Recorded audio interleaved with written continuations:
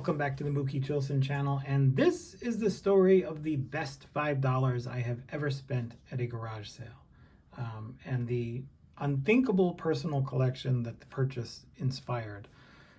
This is the story of a $5 garage sale find that has gotten me closer to genuine time travel than I could ever have possibly hoped for.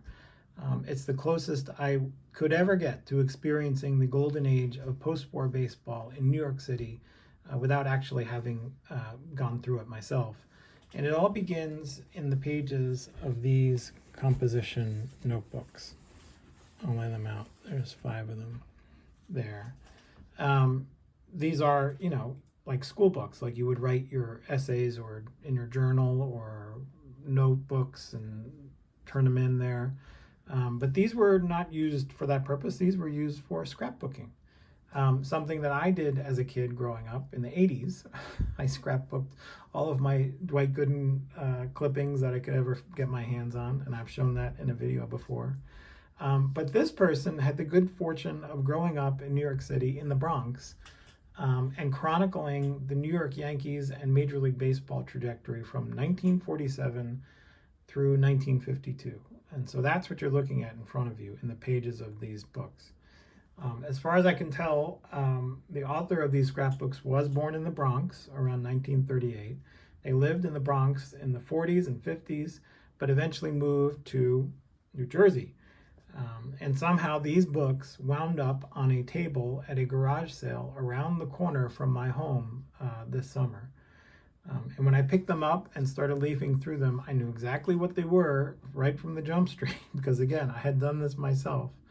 But I could not have imagined the different awesome things that were inside. So I paid the $5, brought them home, and spent hours and hours and hours reading and researching and looking up and just enjoying the curation that had gone on all those decades before. And so I want to take you through some of that and explain where that led me. But first, let's start here in 1947. You can see on the front cover there, 1947 is written. And as I said, this is celluloid tape and newspaper clippings for the most part. That's what we're looking at here. Some of it is folded in different ways. It's all delicate and fragile, so I'm not going to unfold much here. But it's really amazing. And it's not just the Yankees, it's all different players. There's Jim Hegan, Sheldon Jones. We got 1947 was when Jackie Robinson, of course, broke the color barrier. And that is recorded in this book in the form of a newspaper clipping right there. There's Vic Raschi. But again, Jolton Joe and Ted Williams. Really cool stuff. 1947, there's Yogi Berra spiking Larry Doby, 2 guys who would become friends and live together in Montclair, New Jersey, as I have shown you in another video. There's Joe DiMaggio massaging his feet, trying to get himself back onto the field. He would be hampered by the foot injuries at the end of his career. There's Phil Rizzuto hopped up in the arms of George Sternweiss.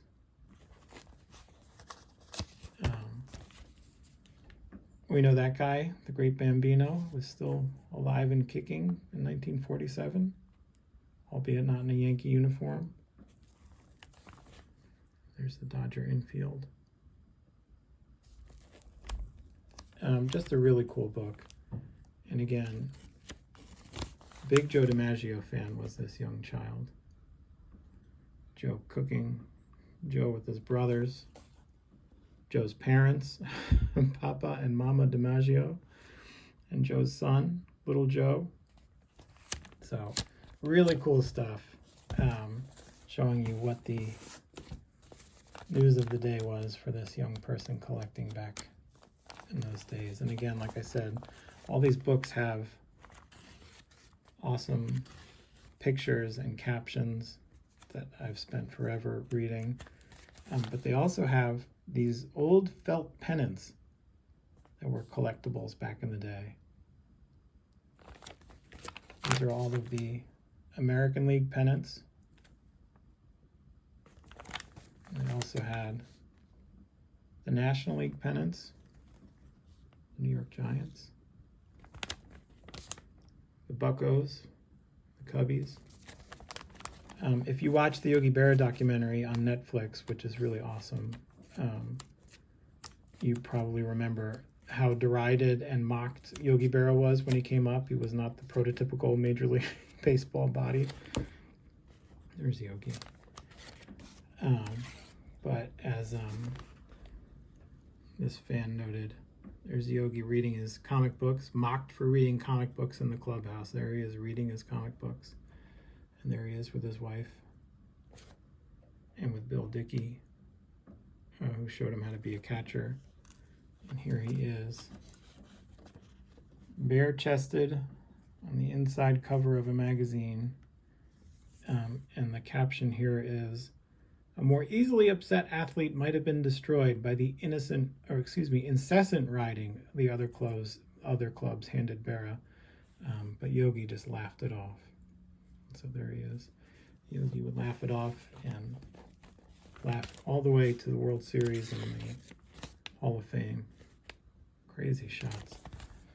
This has a picture of Joe DiMaggio delivering an address on the 1-year anniversary of Babe Ruth's passing, standing next to Gene Rayburn, who I guess was a radio host at that time, later went on to the Match Game.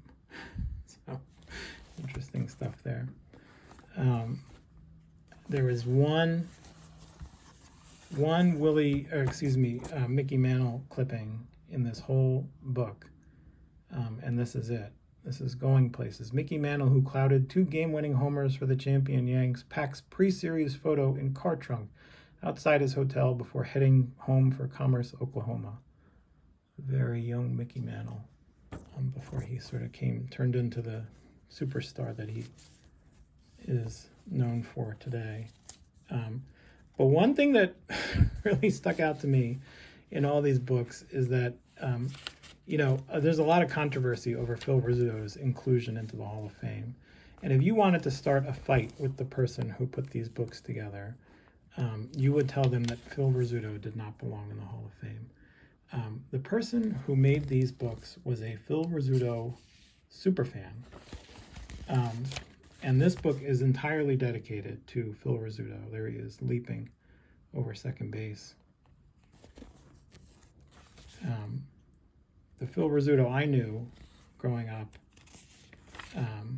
was sort of a little cartoonish, in my opinion. Like, he was like the sort of doddering old announcer for the Yankees on WPIX. But here in these pages, you see a young superstar celebrated by this fan. There he is circled next to Casey Stengel. There he is circled next to Joe DiMaggio, who was throwing out the first pitch a year after he retired at Yankee Stadium. But this person was less worried about Joe than they were about Phil Rizzuto. There's another Phil Rizzuto. And like I said, Phil Rizzuto was known for his broadcasting at WPIX and for goofy commercials, to be honest with you. Holy cow! Are you as confused as I am about these new tax laws? Thank goodness you can buy all the things you need with a fixed-rate second mortgage loan as low as today's prime rate of 7.5%. That's right, 7.5%. Best of all, the low interest payments may be fully deductible. So that's Phil Rizzuto doing his pitchman routine for the money store. I think he's not looking at the camera.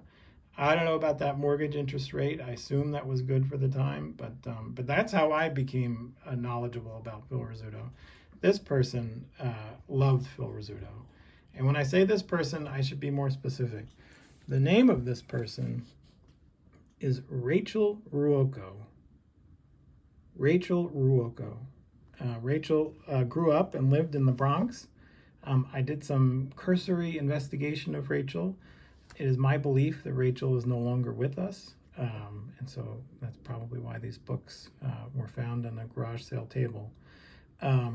I loved reading Rachel's work. I loved her curation. I loved what she put together. It almost brings a tear to my eye thinking about how avidly she followed this team and these Yankees, how much she loved them, and how much care she put into all of her work to keep these books together and chronicle Major League Baseball and the Yankees' journey that she was on. And one of my favorite things about these books is, in this book, Rachel wrote an essay about her favorite player, Phil Rizzuto. And I'm going to read Rachel's work to you now. So here we go. Phil Rizzuto. A half pint among bombing behemoths. Phil Rizzuto is the biggest little man in little old New York this World Series week. This is Scooter's fourth series in 6 years of Yankee campaigning. He took 3 years time out for Navy duty, but in 46 and 48 only active seasons which failed to produce the October pot of gold for the popular Phil. A native New Yorker, a product of local sandlots, Rizzuto was signed after one of Paul Critchell's tryout classes at Yankee Stadium back in 1936. He's a double play specialist, a tough man in a pinch, and one of the game's best bunters. And so, there we have it. Rachel Ruocco's, as far as I'm concerned, award-winning essay dedicated to Phil Rizzuto. And so, what do you do with these books? I can't give them back to Rachel, as far as I know. I can't, I'm going to hold on to them. They're awesome as far as I'm concerned. What could I do to honor Rachel now that I've got her possessions, her treasured possessions? All I could think about was, well, I bet Rachel would have loved to have some Phil Rizzuto cards. And so I went on eBay and I found this guy.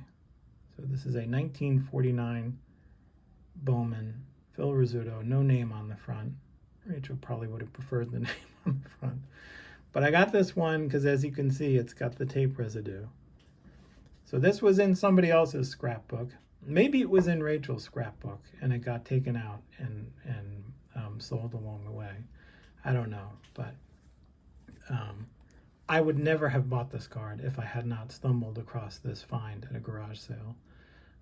This is a beautiful card, kept in beautiful condition, and it has the tape marks. It's a victim of love, and it is a perfect representative to sit alongside Rachel's composition books, as far as I'm concerned. And the other thing I picked up for Rachel to complete her collection is this guy. So this is a exhibit card that was distributed between 1947 and 1966. And my guess is it's closer to 47. It has been through some heck. It's got some chewing on the bottom and lots of wrinkles all over it. But the reason I like this exhibit card is because, not because of what's on the front, although I think Rachel would have loved this image of Scooter, but because, again, stamped on the back is Frank's Bicycle Shop, 718 Morris Park Avenue, Bronx, New York. So maybe this was Rachel's too. So anyway, I'll put this up on